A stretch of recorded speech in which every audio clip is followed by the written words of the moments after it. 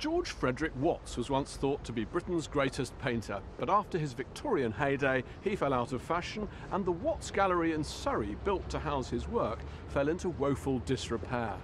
But after coming runner-up in the BBC's Restoration Village series, £11 million worth of renovation ensued, and this beautiful arts and crafts building has now been brought back from the brink. I thought this was the perfect time to reassess the painter's work and his place in history. The village of Compton is nestled in the Surrey Hills and is in many ways a typical English country village. But don't let appearances be deceptive, because Compton has a bit more to offer.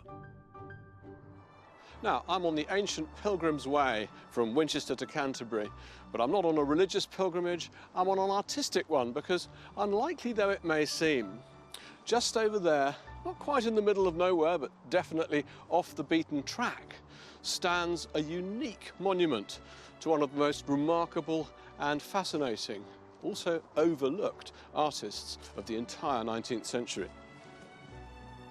The Watts Gallery, devoted to the work of George Frederick Watts, first opened its doors in April 1904. Watts and his wife Mary were pioneers of Victorian arts and crafts and moved from London to Compton in the late 1880s.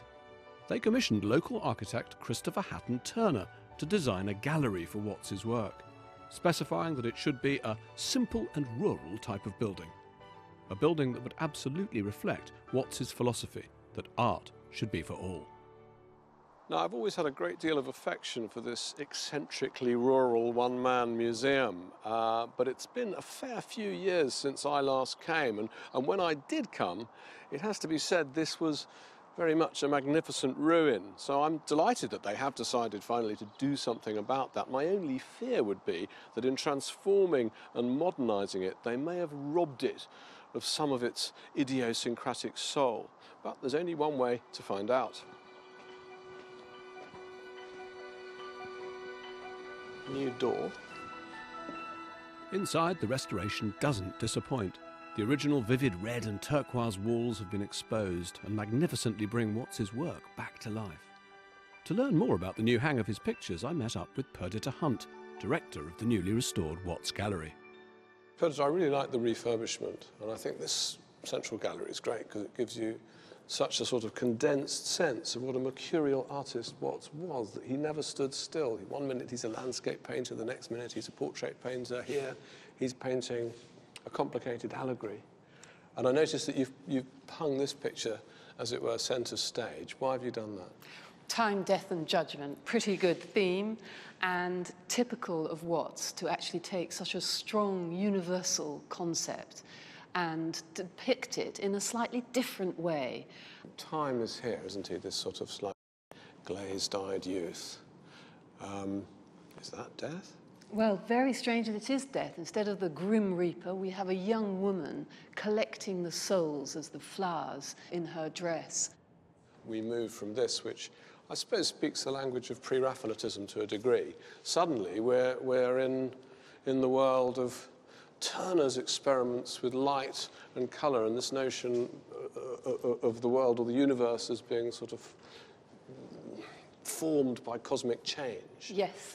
Great universal theme, and actually a forerunner of the symbolist movement. Watts was not tucked into a neat English niche. He was looking at what was happening in Europe. He was constantly pushing the boundaries of his art. This is about an artist who never fitted into any particular school, but was always pushing genre.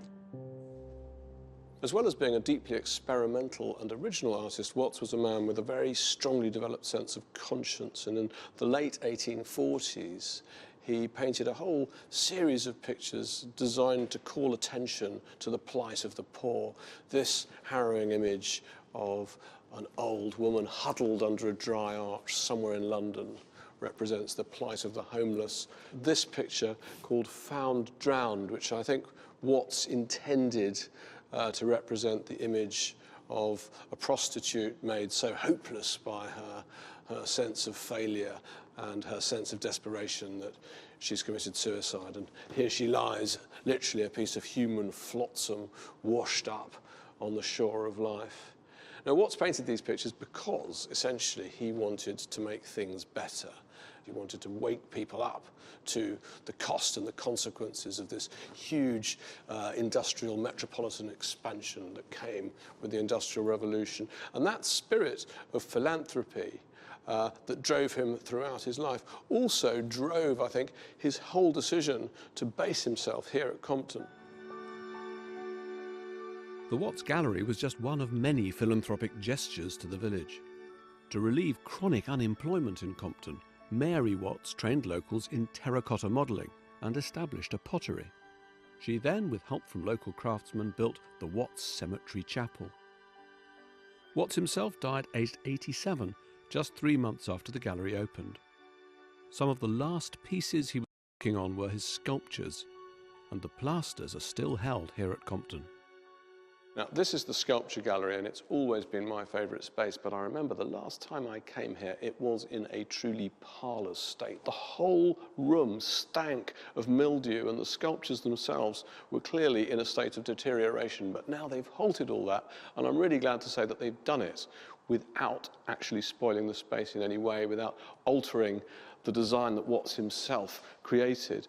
And I think what's great about it is it gives us both sides of his rather complicated personality. On the one hand, you have Watts, the pillar of the Victorian establishment. On the other hand, though, look at this huge sculpture. He thought of it as his magnum opus. He was working on it till his dying day. He called it physical energy and said that it embodied man's restlessness. I think when you look at this sculpture with its raw energy, you can really feel why Watts was such an important figure to so many early modern artists, such as Picasso, even Mondrian. What I really like about what they've done with the museum is they've also decided to reactivate, to reanimate, to bring back to life Watts's original idea for this huge maquette, is that he wanted it to be wheelable out into the open air. They've actually restored the pulley system. It will actually be pulled out into the garden. I think it's a brilliant metaphor for what this museum has done, this restoration has done for Watts. It's brought his work in all its glory back into the light.